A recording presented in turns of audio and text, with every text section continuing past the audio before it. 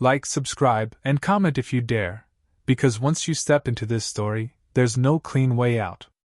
The rain came down hard on lower Manhattan, blurring the red and blue lights into streaks of panic. At 11:47 p.m., a black town car sat idling behind a glass and steel tower overlooking the Hudson.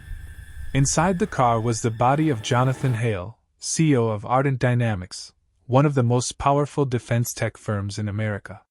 He had been shot once in the chest, execution style. No struggle. No warning. Just silence, and then chaos. Security cameras caught only fragments. A shadow moving against the rain. A man in a tailored coat stepping out of the darkness, walking calmly past the stunned driver, vanishing into the night as if he belonged there. By the time police flooded the scene, the killer was already gone. Detective Mara Klein arrived first. 15 years on homicide had taught her one thing: real power never dies quietly. Hale was no ordinary executive. He had access to classified contracts, military AI programs, and government secrets worth billions. His death wasn't just murder. It was a message. The crime scene was unnervingly clean. No shell casing. No fingerprints. The bullet had passed straight through the heart and lodged somewhere inside the car door. Professional, precise. Whoever pulled the trigger knew exactly where to stand and exactly when to shoot. Within hours, the media labeled it the boardroom assassination. Markets trembled by morning. Ardent Dynamics stock plunged. Politicians issued statements filled with fear disguised as condolences. Behind closed doors, federal agencies demanded answers that no one had yet. Then came the first name: Luigi Mangione. On paper, he was everything America celebrated. Ivy League graduate. Top of his class. Fluent in 3 languages. A former Ardent Dynamics strategy analyst who left the company 2 years earlier under what was officially called mutual separation.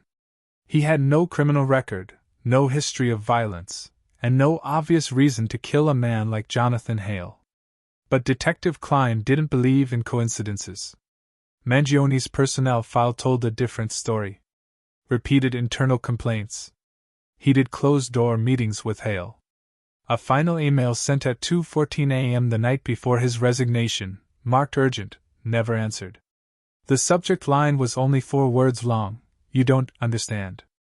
Investigators pulled traffic cameras across the city. At 11:32 p.m., a silver sedan registered to a shell company passed through a toll less than a mile from the murder scene. The shell company traced back to a law firm that had once represented Mangione during his exit negotiations with Ardent Dynamics. Still circumstantial. Still thin. Then forensics made a quiet discovery that changed the temperature in the room. The bullet recovered from the car door wasn't military grade. It was custom machined, hand polished, with microscopic etchings along the casing. Not random. Not rushed. A signature. The same markings appeared in an unsolved killing in Zurich 6 years earlier.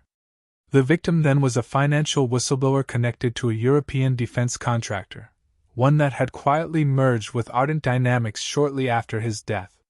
Now the case wasn't just American. Interpol got involved. Federal agents circled closer. And somewhere between Manhattan and the Swiss Alps, a pattern began to form, one that suggested Jonathan Hale wasn't the first, only the latest. Detective Klein requested a warrant for Mangione's apartment in Brooklyn. When officers arrived, the place looked untouched, almost staged. No signs of flight. No packed bags. Just shelves of philosophy books, framed diplomas, and a single laptop sitting open on a desk. The screen was still on. On it was a document titled Succession. Inside were names, dates, corporate logos. And at the very bottom, highlighted in yellow, were 2 words that made the room go silent. Jonathan Hale, completed. But when they scrolled down, there was another name beneath it. And the timestamp said it was scheduled for tomorrow. By dawn, the city knew a name it was never meant to hear. Luigi Mangione's face filled every screen, college graduation photos repurposed into a mugshot that didn't yet exist. Commentators argued whether he was a disgruntled former employee or something far more dangerous. Inside police headquarters, no one was debating anymore. They were racing a clock that had already started ticking.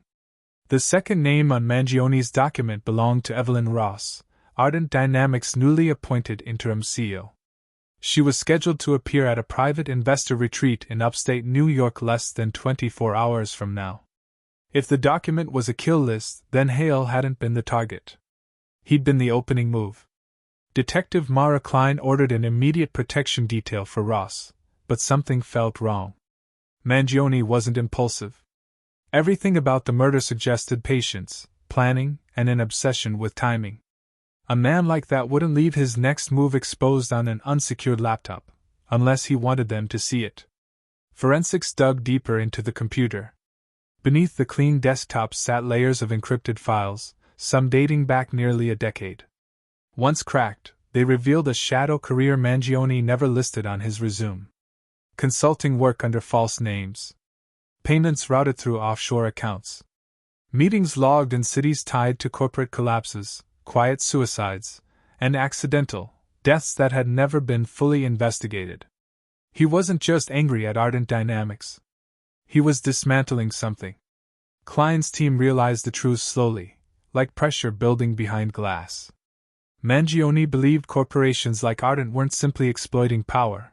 They were shaping wars, elections, and economies from the shadows. And in his mind, no court would ever touch them. So he built his own. Meanwhile, Mangione was already moving.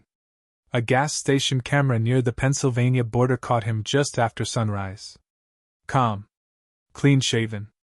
Buying coffee and a newspaper. He paid in cash and smiled at the clerk, who would later say he looked relieved. Like a man who had finally made a hard decision. At the investor retreat, security tightened. Snipers were positioned. Roads were locked down. Evelyn Ross was escorted everywhere by armed agents. Yet the unease didn't fade. Mangione's previous movements suggested he never attacked fortified targets directly. He preferred distance. Leverage. A kill that looked inevitable only in hindsight. At 2:17 p.m., Detective Klein received an alert that made her blood run cold. A private server in Iceland, one linked to Mangione's encrypted network, had gone live for exactly 30 seconds. Long enough to transmit a single message before shutting down again. It read, "Protection creates blind spots." Klein ordered a full sweep of the retreat grounds, focusing not on Ross, but on the people around her. Staff.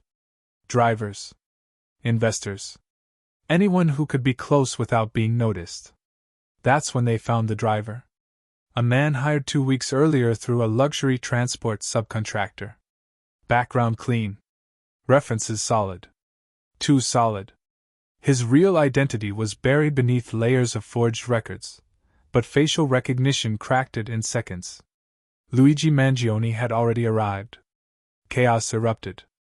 Agents rushed Ross into a secure room as armed officers searched the compound. But Mangione was gone. The driver's seat was empty. The car still warm. On the dashboard sat a folded piece of paper, weighted carefully so it wouldn't blow away. Inside was a handwritten note. "I don't kill leaders," it said. "I remove keystones." Moments later, news broke that sent shockwaves through the financial world. Ardent Dynamics' internal servers had been breached. Thousands of classified documents leaked anonymously to journalists across the US and Europe, detailing illegal surveillance programs, falsified threat reports, and secret deals tied to civilian casualties overseas. Jonathan Hale's death had been the distraction. The leak was the real weapon. As agencies scrambled to contain the fallout, Detective Klein stared at the evidence board, now overflowing with photos, names, and timelines. Mangione wasn't running from the law.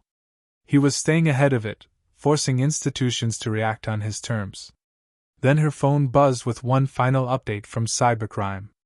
The succession document had been updated again. Jonathan Hale, completed. Evelyn Ross, spared. Mara Klein, pending. And beneath her name was a location pin, already blinking. The location pin led to an abandoned courthouse on the outskirts of Newark, A relic from another century, cracked stone steps, boarded windows, and a justice seal eroded almost beyond recognition. Detective Mara Klein arrived after midnight, lights off, weapon drawn, every instinct screaming that this was exactly where Mangione wanted her to be. Inside, the air smelled of dust and old paper. Moonlight spilled through shattered glass, illuminating rows of empty benches where verdicts used to be read aloud. At the center of the room, the judge's bench stood intact, polished recently, impossibly so. Someone had been here. Recently. Mara Klein! A calm voice echoed from the shadows. You finally came alone. Luigi Mangione stepped forward, hands visible, no weapon in sight. He looked thinner than his photos, older than his age, eyes sharp with something that wasn't fear. Relief, maybe? Or certainty. You're not here to arrest me, he said. You're here to understand. Backup units closed in outside, but Klein didn't signal them. She needed answers more than cuffs. You killed a man, she said. You destabilized global markets. People died because of those leaks. Mangione nodded once. And people lived because of them, too. Wars cancelled. Contracts frozen. Lies exposed. He gestured to the courtroom. This is where truth used to matter. He revealed what the investigation had only brushed against. For years, Mangione had worked inside corporate systems, mapping how executives rotated power, buried scandals, and silenced threats. Hale wasn't a victim in his story. He was a gatekeeper, the final approval on programs that never appeared in public records. Mangione believed removing him would force everything into the light. And Evelyn Ross? Klein asked. She didn't belong on the list, he replied. She was next in line, not part of the past. I needed her alive to open the door. Klein realized then that Mangione never intended to vanish. This wasn't an escape. It was an ending, on his terms. Sirens wailed closer. Mangione smiled faintly. They'll take me in. That part is easy. He reached into his coat and slowly placed a flash drive on the judge's bench. This is the part that isn't. Inside the drive was a dead man's switch, already activated. If Mangione didn't check in every 72 hours, encrypted archives would release automatically, documents implicating corporations, politicians, intelligence officials across 3 continents. Names no jury would ever see, but the public would. You made yourself untouchable, Klein said. No, he corrected softly. I made the truth untouchable. Armed officers stormed the courtroom, shouting commands. Mangione went to his knees without resistance. As they cuffed him, he leaned toward Klein one last time. You were never a target. You were a witness. The trial dominated headlines for months. Mangione never denied the murder. He never begged for mercy. In court, he spoke calmly, clinically, dismantling corporate narratives piece by piece. The prosecution painted him as a narcissist with a savior complex. The defense barely spoke at all. He was found guilty. Life without parole. Outside the courthouse, crowds gathered, not to cheer, not to protest, but to argue. Some called him a monster. Others whispered the word no one dared print, assassin with a conscience. 3 months into his sentence, ardent dynamics collapsed under the weight of investigations. Executives resigned. Governments denied involvement. Quiet settlements followed. The world moved on, as it always does. Then, on a cold morning in February, a mid-level energy executive was found dead in Vancouver. 1 shot. Same precision. Same custom-machined bullet. Authorities dismissed the comparison immediately. But Detective Klein noticed something no one else did. The dead man's switch had never triggered. Which meant someone was still checking in. From a prison terminal in federal custody, Luigi Mangione smiled for the first time in months. Justice, it seemed, didn't need him free. And if this story left you unsettled, stay close, because the next one will be worse.